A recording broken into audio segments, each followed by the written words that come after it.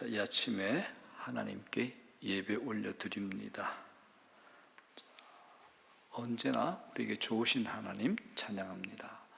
좋으신 하나님, 좋으신 하나님, 참 좋으신 나의 하나님. 좋으신 하나님, 좋으신 하나님, 참 좋으신 나의 하나님.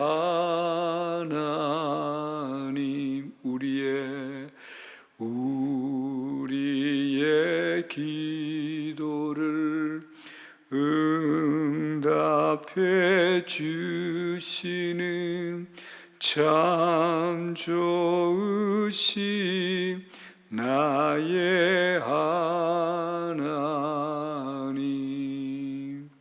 한없는 축복을 우리에게 주시는 참 좋으신 나의 하나님.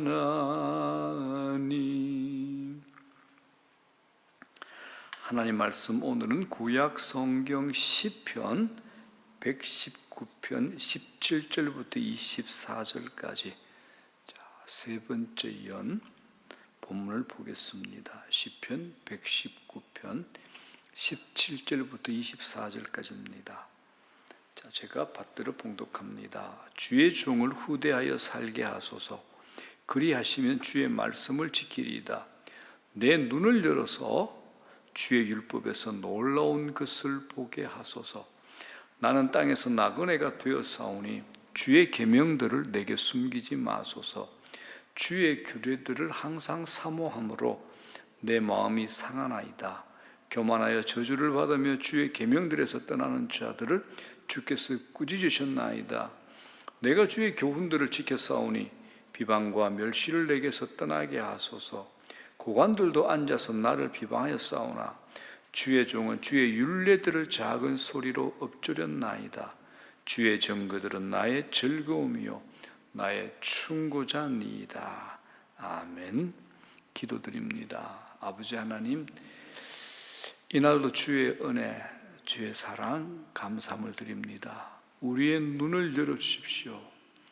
성령께서 우리의 눈을 열어주셔서 하나님의 주권적 은혜, 하나님의 주권적 섭리를 볼 수 있도록, 깨달을 수 있도록, 감각할 수 있도록, 믿을 수 있도록 우리의 눈을 열어주시고 믿음을 허락하여 주시옵소서.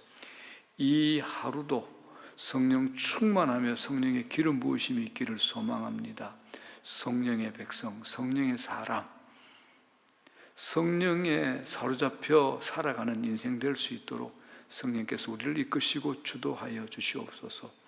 우리가 기도할 때 성령께서 우리 기도를 가르쳐 주시고 성령 안에서 깨어있는 기도를 할 수 있게 성령이 우리 안에서 마음껏 역사하여 주시옵소서. 우리가 말씀을 들을 때 우리의 마음의 귀가 열리게 하시고 그 말씀이 우리에게 생존 무기가 될 수 있도록, 말씀의 능력이 우리 삶에 풀어질 수 있도록 은혜를 더하여 주시옵소서.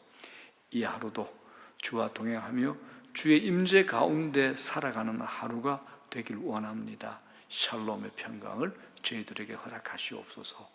예수님 이름으로 기도드립니다. 아멘. 오늘 본문 말씀을 가지고 고난의 자리에서 즐거움이 된 말씀이라는 주제로 말씀의 은혜를 나누고자 합니다. 119편의 세 번째 연을 살펴보려고 합니다. 히브리 알파벳 김멜로 시작하는 8개의 절입니다. 세 번째 알파벳이 영어로 하면 C인데 히브리어로 김멜이라 그러죠. 본문 세 번째 연은 적대적 세상 한가운데서 부르는 시인의 노래다라고 할 수 있습니다.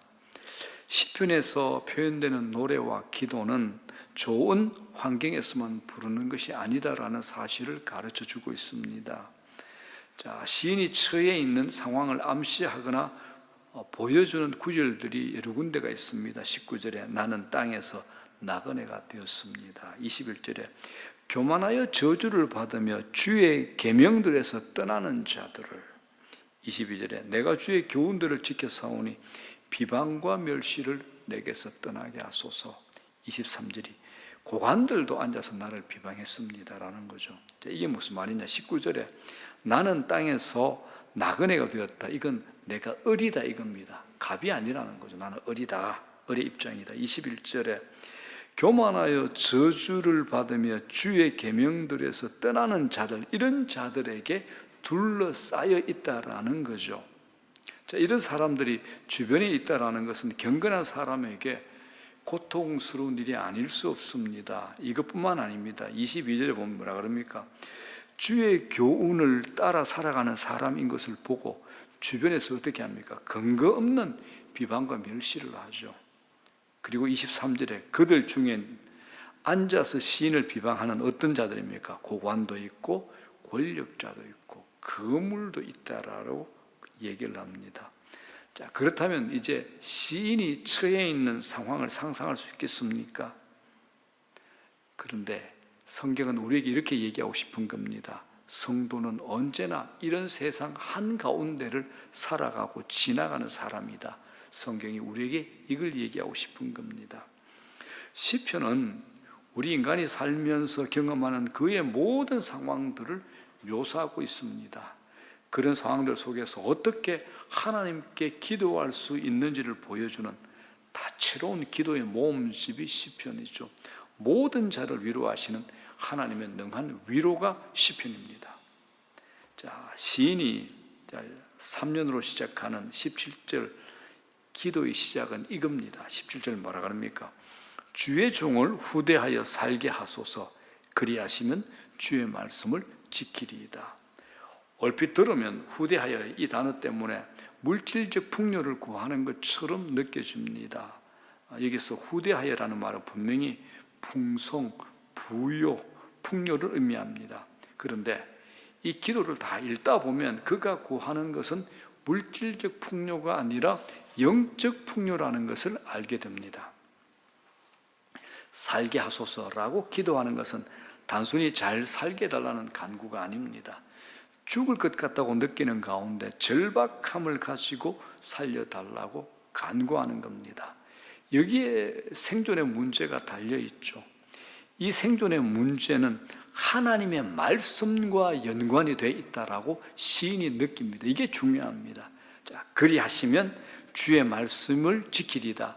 이 고백이 그것을 보여주는 거죠. 사랑하는 여러분, 우리 인간의 삶의 실존적인 목적은 하나님의 말씀을 지키죠. 그 길을 행함으로써 삶 전체로 하나님을 예배하는 것, 이게 우리 삶의, 신자의 삶의 실존적인 목적이 되는 겁니다. 하나님께서 태초에 천지를 창조하시고 에덴 동산에 처음 사람 아담을 만들었습니다. 아담이 그런 삶을 살도록 창조됐는데 아담은 실패합니다.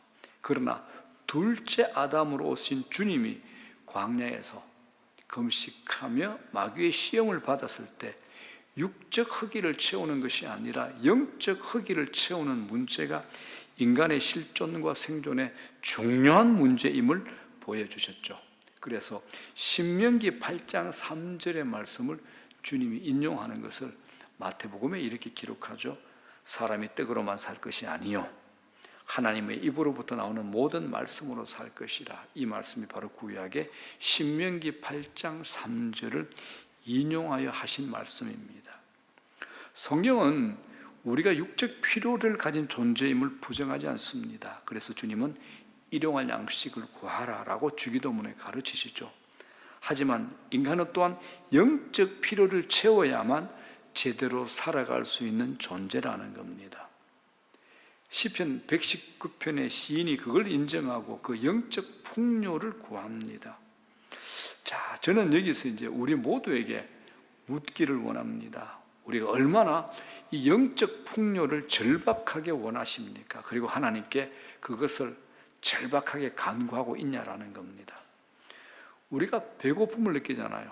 내 통장에 돈이 없을 때, 은행 잔고의 바닥, 이걸 느끼지 않습니까? 이처럼 내가 얼마나 영혼의 굶주림과 바닥남을 느끼며 살아가고 있는가라는 겁니다. 영혼의 굶주림, 영혼의 바닥남입니다.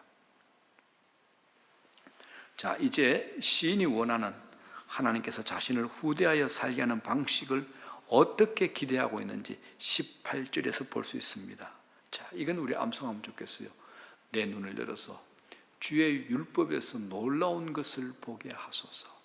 내 눈을 열어서 주의 율법에서 놀라운 것을 보게 하소서. 하나님께서 이 시편 119편을 기록한 시인의 눈을 열어 주의 율법에서 놀라운 것을 보게 하심으로써 하나님은 자신을 후대하기를 기대하는 거죠. 시인이 말하는 놀라운 것은 1차적으로 출애굽 그리고 광야 40년 여정에서 나타난 언약적인 구원이고, 그 광야 40년 동안 하나님의 공급하심, 하나님의 보호하심의 역사를 가리키고 있습니다. 과거의 그 하나님, 변함이 없으신 언약의 하나님께서 지금 나를 구원해 주실 수 있음을 보고 깨달을 수 있도록 눈을 열어 주십시오라고 기도하고 있는 거죠. 주께서 눈을 열어 주시기를 간구하는 것은 생사를 가늠하는 절박한 일이라고 시인이 느끼고 있습니다. 광야 이스라엘 백성은 자신들의 눈앞에서 벌어지는 하나님의 기이한 일들을 보고서도 믿지 않았기 때문에 그들의 인생이 두려움에 가득 찬 무의미한 나날들이 되도록 만들었죠. 이것처럼 영안이 열려서 하나님의 말씀에서 놀라운 일들을 보는가 보지 못하는가는 우리 인생의 생사를 가늠하는 문제가 됩니다. 시인이 이것을 알았습니다. 그래서 이렇게 기도하죠. 내 눈을 열어 주의 율법에서 놀라운 것을 보게 하소서. 내 눈을 열어 주의 율법에서 놀라운 것을 보게 하소서. 이건 굉장히 중요합니다. 이게 왜 중요한가 하면 시인은 하나님께서 자신의 눈을 열어 주셔야만 한다는 사실을 알고 마치 자신이 맹인이라도 된 것처럼 그런 의식을 가지고 나아가는 겸손한 태도를 보이고 있는 겁니다. 이걸 성령의 조명하심이라 그럽니다. 성령의 조명하심.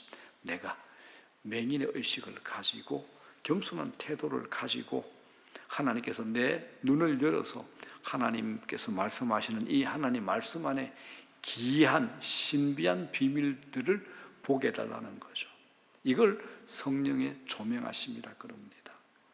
하나님의 말씀은 내 능력으로 온전하게 파악되거나 이해되거나 깨달아지는 것은 아닙니다.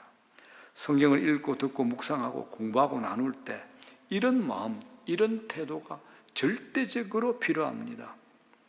성경 읽기 전에 형식적으로 기도가 필요하다는 말이 아닙니다.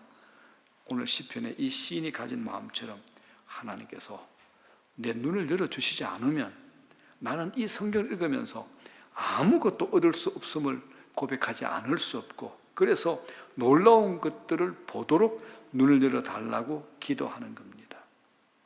사도 바울도 에베소 교회를 위해 기도할 때 이렇게 기도하죠. 에베소 1장 7절에 뭐라고 합니까? 우리 주 예수 그리스도의 하나님, 영광의 아버지께서 지혜와 계시의 영을 너희에게 주사 하나님을 알게 하시고, 영광의 아버지께서 지혜와 계시의 영을 너희에게 주사 하나님을 알게 하시고 라고 기도했습니다.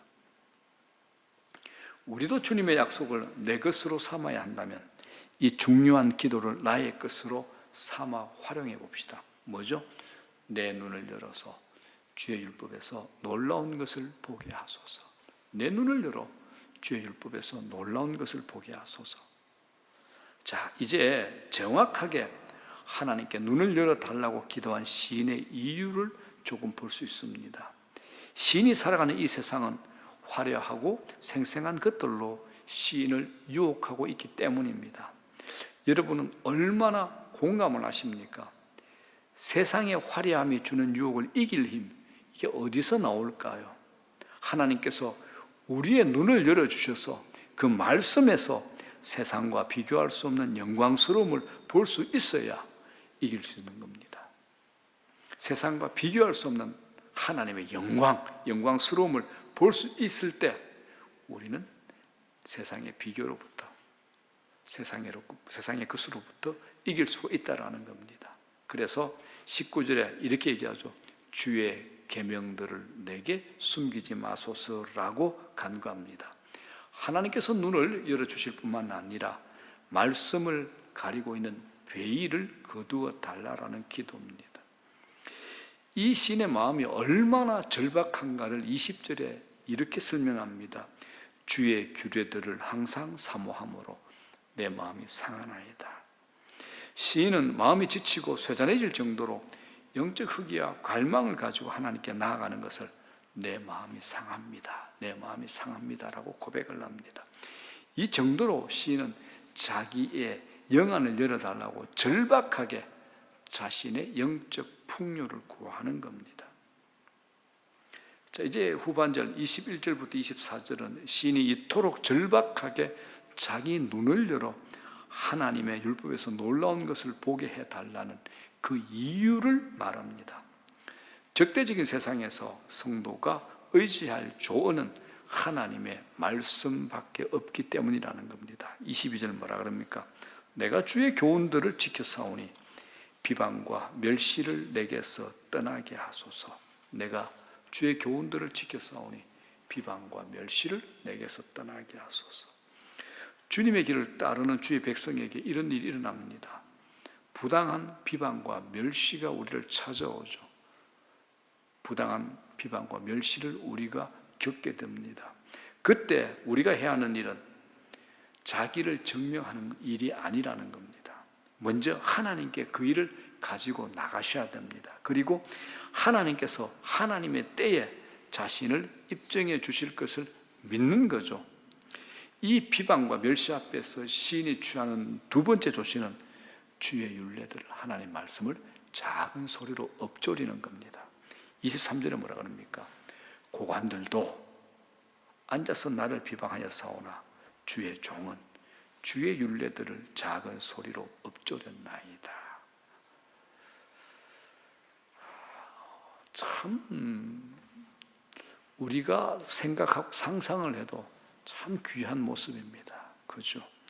근거 없는 비방과 멸시가 우리에게 주어질 때 우리는 내가 당하는 비방과 멸시를 곱씹어 보죠. 묵상하고 거기에 푹 빠져 들어갑니다. 그런데 시인이 어떻게 우리에게 권면합니까? 세상 사람들 우리를 비방과 멸시를 할 때 그 비방과 멸시를 곱씹는 대신에 주의 율례, 즉 하나님의 말씀을 묵상하기로 선택하라는 겁니다. 말씀을 읊조리라는 거죠. 우리들도 이렇게 하셔야 합니다. 우리 모두가 다 말입니다. 이 아침에 이 말씀 앞에서는 우리 모두가 다 이렇게 하셔야 됩니다. 하나님의 말씀을 묵상하는 것만이 우리를 망가지지 않게 합니다. 상하는 마음으로부터 우리를 보호하죠. 우리를 살릴 것이기 때문입니다. 이건 많은 믿음의 선배들의 생생한 삶의 경험의 고백이 될 겁니다. 끝으로 시인은 이렇게 고백합니다. 주의 증거들은 나의 즐거움이요 나의 충고자니이다. 자, 시인은 자기를 비방하고 멸시하는 자들의 위협에 전전긍긍하며 시간을 허비하지 않습니다. 대신 하나님의 언약의 말씀을 묵상하는 거죠. 이 말씀에서 지혜를 끄집어내는 겁니다. 자, 여러분, 하나님의 이 말씀은 세상의 헛됨의 실상을 꿰뚫어보게 하는 눈을 열어주죠. 하나님의 이 말씀은 세상에 그 누구도 두려워하지 않게 하고 그들이 두려워할 유일하신 하나님을 보는 눈을 열어라 줍니다. 자, 이제 말씀 정리합니다. 자기 눈을 열어 주의 말씀에서 놀라운 것을 보게 해달라 이렇게 기도하는 시인의 간구는 그의 영적 생존이 걸린 간구였습니다. 그는 근거 없는 주변의 비방, 근거 없는 멸시에 둘러싸여서 죽을 것만 같다는 그런 느낌을 가지고 있었습니다. 하나님께서 눈을 열어 말씀의 의미를 깨닫게 해주지 않으면 자기가 살아남을 수 없다, 이런 절박함이 있는 거죠. 그래서 그는 하나님의 말씀을 자기의 생존 수단으로 여기고 있습니다. 이해되십니까? 하나님의 말씀을 자기의 생존 수단으로 말입니다. 저는 여기서 저 자신과 여러분 모두에게 묻고 싶습니다. 우리는 하나님의 말씀을 생존의 수단으로 여기고 있습니까? 생존의 수단 말입니다. 그래서 절박하게 눈을 열어 주의 말씀을 깨닫게 해달라고 간청합니다. 자, 우리 함께 찬송하겠습니다.